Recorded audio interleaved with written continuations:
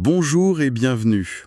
Aujourd'hui, on se plonge dans des notes personnelles assez fascinantes, je trouve, Oui, bonjour.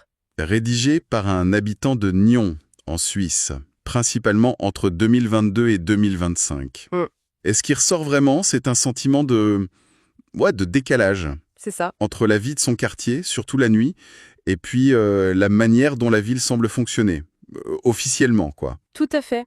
Et ces écrits, ils détaillent beaucoup de frustration. C'est assez précis. Ah oui, Bah oui, notamment sur le bruit, l'application des règlements, ou leur nom d'application, justement, et puis les réponses des autorités. ou l'absence de réponse, d'après ce que j'ai compris. Voilà, ou l'absence de réponse. Le ton est parfois assez critique, voire satirique même. Il va loin. Il va jusqu'à qualifier Nyon de république bananière. Donc on sent que c'est moins l'effet brut que le sentiment d'injustice qui semble animer tout ça. D'accord. Alors, commençons peut-être par le cœur du problème, la vie nocturne. Oui, L'auteur décrit, avec pas mal de détails apparemment, les activités de certains lieux. Le Fisherman's Pub, le restaurant Terrénal, c'est ça. Il note des heures de fermeture bien après minuit. bien après, hein. Et du bruit sur les terrasses, le personnel qui nettoie mais bruyamment, et même il mentionne un piano joué fenêtre ouverte. Un piano, Mm, mm. la nuit. Apparemment oui. Et ce qui est intéressant, c'est comment tout ça, ça contraste avec les règles théoriques. Bah oui, après 22 heures, normalement, c'est le silence pour les particuliers, non? Exactement. Mais pour les restaurants, les horaires semblent un peu plus flous, ou en tout cas pas toujours respectés, hein, selon lui. Ah, d'accord. L'auteur, il dit avoir appelé la police plusieurs fois, Et mais il décrit des interventions qui arrivent tardivement et qui sont perçues comme peu efficaces. c'est-à-dire? C'est-à-dire que le bruit reprendrait souvent juste après leur départ. Ah, d'accord. C'est cette répétition, je crois, qui use en fait. J'imagine, oui. Et apparemment, ça ne s'arrête pas là. Le stationnement aussi, ça pose question. Oui, c'est l'autre gros point. Il donne des exemples très concrets, c'est ça?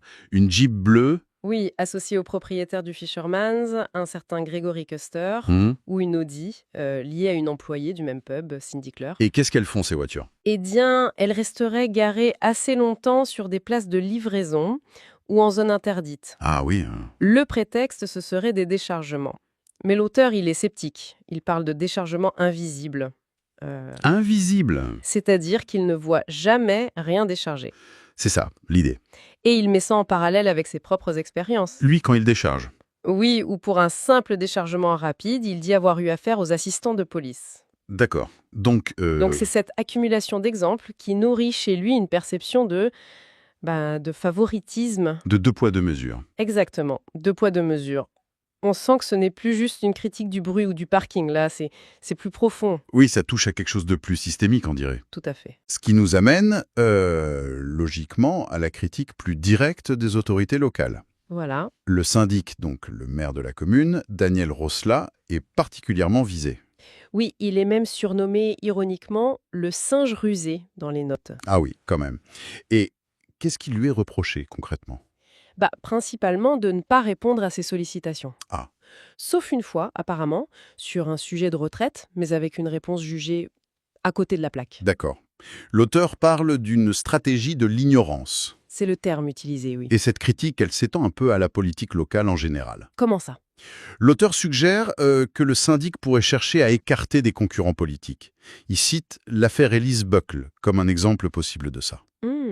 D'accord. C'est une interprétation assez forte. Oui. Et il relève aussi, de manière un peu piquante, que le syndic, lui, il habite à Prangin. Ah, pas Agneau même. Non, à Prangin, qui est juste à côté, mais réputé plus calme. C'est comme pour souligner un décalage, quoi. Je vois, entre sa situation personnelle et celle des habitants du centre qu'il décrit. Exactement. C'est là qu'intervient ce terme fort de république bananière, qu'il utilise plusieurs fois. Et pour appuyer ça, il y a même une pièce de théâtre satirique incluse dans les sources. Oui, tout à fait.